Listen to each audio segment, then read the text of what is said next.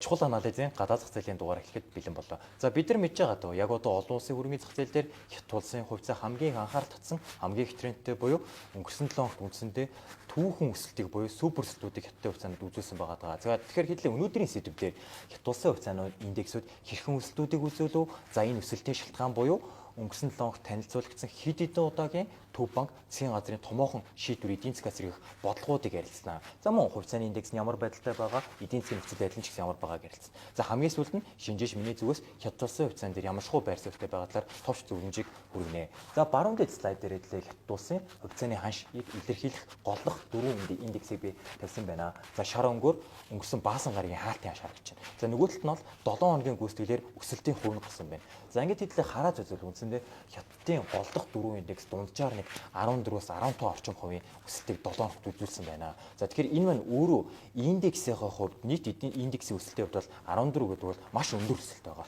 За энэ өөрөө 7 хоногийн гүйцэтгэлээр бол Хятад сүүлийн 10 жил болоогүй өсөлт гэж байна. За мөн энэ хугацаанд ердөө ажлын 5 хоногт Хятад улсын хөрөнгөний зах зээл рүү үндсэндээ 1.4 их 80 доллар явсан орсон байна. За энэ өөрөө тухайн эдийн засгийнхаа нэг 7-оос 8% үзүүлж хэмжээний мөнгө гэдгийг бид нар мэдж байгаа. За доотлын график дээр би голох 3 хувьцааны индексийг сүүлийн 10 жилээр харуулсан байна. За бид нар мэдж байгаа өнгөрсөн 7 хоногийн супер өсөлт бол за энэ дээр өсөлт нь харагдаж байна.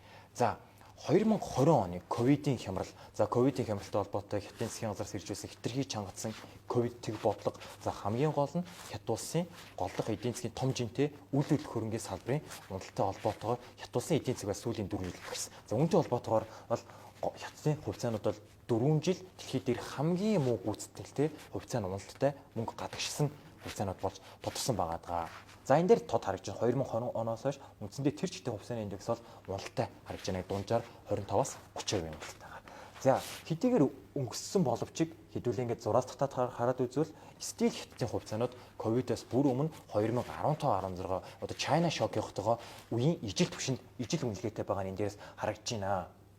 За нөгөө талд Хятадын эдийн засгийг илэрх голдох хоёр үзүүлэлтийг тавилаа. Босоо багаан дээр Хятадын эдийн засгийн өсөлт буюу дотоодын нийт бүтээгдэхүүний жилийн өсөлтийг илэрхийлсэн байна. Улаан график дээр болохоор Хятадын инфляцийн түвшин буюу хэрэглэгчийн үнийн индексийг илэрхийлсэн байна. За ингээд л сүүлийн 23 жилээр нь хараад үзвэл 2011 оноос хойш бол үндсэндээ Хятадын эдийн засаг өсөлт 6.9%-тэй буюу харьцангуй өсөлтийн инерцээ алдсан тогтвортой баг багаар буурсан байдалтай харагдаж байна. Харин сүүлийн 4 жилийн хугацаанд за 2021 оны 9 дугаарт бол эдийн засгийн өсөлт бол огцом эрс буурсан таагүй үзүүлэлт болсон харагдаж байна. За яг үүнтэй адилхан одоо инфляцийн түвшин гэсэн сүүлийн 4 жилд бол буурсан. За хамгийн сүүлийн байдлаар буюу 2023 оны өнгөрсөн жилийн байдлаар бол үндсэндээ инфляц 0.2%-тэй буюу бараг хасах руу ойртсон буюу дефляцийн түвшинд эдийн засаг нэрсэн байна.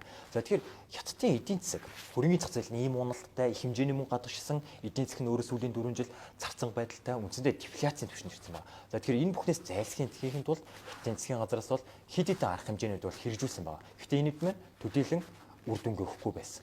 За ингэсэн бол өнгөрсөн 7 хоногт ерөөсөө энэ бүхнийг эцлэх бүр асар том хэмжээний томоохон бодлого шийдвэрүүдийг танилцуулсан байгаа. За тэгэхээр энийг үндсэндээ 3 хэсэгт байгаад ярилцъя гэж байна. За дээрээсээ мөнгөний бодлого талаасаа хүүнүүдийг бууруулалт гэж байна. За энэ юу гэхээр Хятадын Төв банк буюу Хятадын Ардын банк өнгөрсөн 7 хоногт бодлогын хүүгээ 0.2-аар бууруулсан байна. Буюу 1.5% дээр хүргэсэн.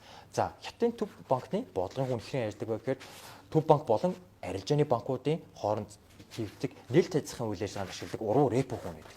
За энэ хүн өөрөө Хятадын зах зээлийн одоо эрсдэлгүй хүү, суур бенчмарк хүн болдог байгаа. Тэгэхээр бодлогын хүү буурснараа өөрөө Хятад улсын бүх хүнүүд буурж идэг. Хадгаламж зээл, Орос улсны зээлийн хүнүүд буурж идэг байна. За тухайлбал бид нар хамгийн сайн мэдж байгаа нэг гол хоёр одоо хүү байдаг. Дунд хугацааны санхүүжилтийн хөтөлбөрийн хүү буюу MLF нэг дунджаар 0.3%-аар нөгөө талдаа prime loan rate буюу одоо 1 жилийн хугацаатай жишг зээлийн хүн ч гэсэн 0.25%. За нөгөө талд мэдээж Орос улсны зээлийн хүмүүн адилхан 0.2-оос 0.3%-аар буурнаа. За мөн нөгөө талдаа бас нэг томоохон шийдвэр буюу арилжааны банкуд дээр байлгах албан нөөцийг 0.5%-аар бууруулах шийдвэрүүдийг гаргасан байгаа. Буюу мөнгөний 70-аас зөөлөн бодлогыг танилцуулсан. За үргэлжлүүлээд төсвийн зардлыг нэмнэ гэж байгаа. Одоо энэ бол илүү харьцангуй төсвийн бодлого талтай. За тус улсын ерөнхийлөгч буюу одоо намын дарга Ши Жинпин үндсэндээ 2024 онд Хятад улсын эдийн засгийн өсөлтийг 5% дээр барихын тулд төсвийн төсвийн зардлыг бол тултал нэмэгдүүлнэ гэдгийг илэрхийлсэн. За эдгээр хідэн тоон үзүүлэлтэд танилцуулаад үндсэндээ 2024 онд бол Хятад улсын засгийн газар одоо дэд үтсийн санхүүжилттэй дэмжихэд Орос улсны санхүүжилттэй дэмжихийн тулд төсвийн зарлыг нэмэгдүүлэх хүрээнд 2 их найд юаны одоо тусгай засгийн газрын бондыг чинээр хэвлэхийг мэдгдсэн. За энэ үндсэндээ ам доллараар бол 285 тэрбум долларын бондын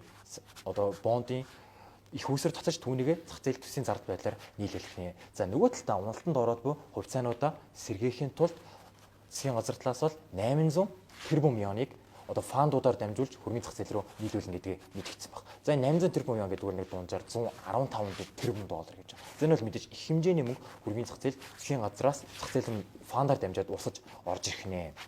За дараагийнх нь салбарын уналтыг зогсооно буюу одоо Хятадын эдийн засгийн хямралын хамгийн том асуудал болоод буй үйл хөдлөх хөрөнгөний салбарын уналтыг зогсооно гэж байгаа. За үүнийх өрөөнд бол хэд хэдэн арга хэмжээг мэдээж хэрэгжүүлэн за ихнийх нь бол мэдээж Орос улсны одоо бидний мэддэг ипотекийн зээлийн хүүний нөхцөл бүх процессыг нь хөнгөлн альваа зохицуултыг сулруулна гэж байгаа. А нөгөө талдаа Орос улсны зээлийн хүүний одоо хөвгч хүн дээр хатуу нөхцөл зоодог бол тэрийг чөлөөлнө гэж байгаа. Буюу зах зээлийн зарчимд нь шилжүүлнэ. Тэр хэдий өмнөх лайв дээр ярьсан дагуу Хятад улсын нийт эдийн засагт үйлдвэрлэх хөрөнгөний салбар асар том үүрэгтэй буюу ихчин дардаг. Үндсэндээ шууд бос байдлаар энэ салбар нөрөө нийт эдийн засгийн 3.1-ийг бүрдүүлдэг байгаа. Тэгэхээр үндсэндээ энэ салбарыг одоо томоохон бодлогоор хэмжээний мөнгөний нөлөөлөлт хэмжээний төсвийн зарцуулалтаар дэмжээгүй цагт бол Хятадын эдийн засаг бол хямралаас гарах нь бараг боломжгүй гэхэд бол хэлсдэггүй. Тэгэхээр үндсэндээ бол эдгээр бүх бодлогууд ердөөсөө энэ салбарын уналтыг зогсоох дэмжих эцсийн зорилготой гэж хэлж болно. За тухайлбал мэдээж хүү бууруулж байгаа төсвийн зарлын нэмж байгаа маань өөрөө банкуудын болон барилгын компаниудын богино хугацааны хөрөг чадрыг нэмэгдүүлэх, дунд урт хугацааны санхүүжилт хөрөнгө оруулалтыг нэмэгдүүлэх, гацсан төслийг үргэлжлүүлэн ашиглалтанд оруулах зорилготой. А нөгөө талдаа ирэх талаасаа харуул иргэдийн одоо өрхийн хэрэглээг нь бойжуулах, өрхийн хэрэглээний итгэлийг нь нэмэгдүүлэх, а нөгөө талдаа Орос улсны худалдаах бүх таатай нөхцөлийг нь бүрдүүлэх зорилготой юм а. За үүнээс гадна мэдээж нэмэлтээр хэдэн бодлого танилцуулагдсан. За үүнд бол үйл хөдлөх хөрөнгөний салбарын дараа орохуйц томоохон салбар буюу Хятадын өндөр технологийн компаниудыг дэмжинэ гэдгээ бодлогоор дэмжинэ гэдгээ илэрхийлсэн байгаа. За тухайлбал альва хориг зохицуулалт, эрхцэн орчинг нь сулруулна, таатай орчинг бүрдүүлнэ гэж байгаа. Бид нар мэдж байгаа даа бол 2021 оноос хойш өнөөдрийн байдлаар харуул Alibaba 60 орчим хувиар, за Tencent 20 орчим хувиар хувьцаанууд нумсан байгаа. За эдгээр нь бүгд өөрөө хатуу зохицуулалт эдийн засгийн хямралтай холбоотой байгаа. За тэгэхээр эцэст нь ерөөсөө Хятадын хувьцааг хөрөнгө оруулахын таатай юм уу гэж ийшээ ороход бол за хоёр зүйл бол илэрхий байгаа дээ. За нэгдүгээрт бол Хятад улсын эдийн засаг бол дэлхийд хоёрт орохуц 20 их 80 долларын маш томоохон эдийн засаг. А нөгөө талд дэлхийн хамгийн том түүхийд хэрэглэж ус байгаа. Тэгэхээр ийм том эдийн засаг бол үндсэндээ сүүрэн нуран хувьцаанд тэр чигт өнгөө болно гэсэн зүйл бол нэгдүгээрт бол огт байхгүй. Нэгэн ялангуяа 2024 онд үндсэндээ дэлхийн Америк нэгдсэн улсыг хэрхэн гүйцэх, Америк нь хэрхэн хоёрт орохгүй байх ийм өрсөлдөөнтэй цаг үед бол Хятад улсаас явж эдийн засаг бол сүрүүлэх нь бол ойлгомжтой. За нөгөө талдаа бол Хятад улсын яг одоогийн байгаа хямрал нь бол богино хугацааны нэг тийм мөчлөгийн шинжтэй хямрал бол огт биш байгаа. Одоо үйл хөдлөлийн хэмжээний илүүдэл нийлүүлэлттэй зарцсан байдалд орсон бүтцийн шинжтэй тийм хямрал байгаа. Тэгэхээр ийм хямралаас гарахын тулд бол мэдээж дунд урт хугацаанд ихээх хэмжээний хугацаа, за төсвийн томоохон бодлогууд, төсвийн шийдвэр зарцуулалтууд мөнгөний нийлэлд шаардлагадана. Тэгэхээр Хятадын хувьцаанд хөрөнгө оруулж байгаа тань зөвлөхөд нийт багцсайгаа нэг 20 орчим хоос Хятадын хувьцаанд хөрөнгө оруулаараа за үүнийгээ мэдээж салбараар нь маш сайн төрөлжүүлэх хэрэгтэй. За тухайлбал өндөр технологийн компани, ногоон эрчим хүчний компани, за доктортой банк, хэрэглээний компани гэж валийн хувьцаанууд төр бүрдүүлэх нь зүйтэй. А хугацааны хувьд бол мэдээж 3 ба түүнээс дээшчил ерөөхдөө бол урт хугацаанд танд хөрөнгө оруулахыг зөвлөж байна. А тэгсэн цагт бол Хятадын яг одоо хөрөнгөний зах зээл дээр дэлхийн томоохон хэмжээний одоо үндэстэн дамсан корпорациуд, дэлхийг хөдөлгдөг түвшний компаниуд бол маш хямд үнэлгээтэй өдөр болгон арилжаалагчаар байна. За тэгэхээр өнөөдрийн лайв ингээд өндөрлөе.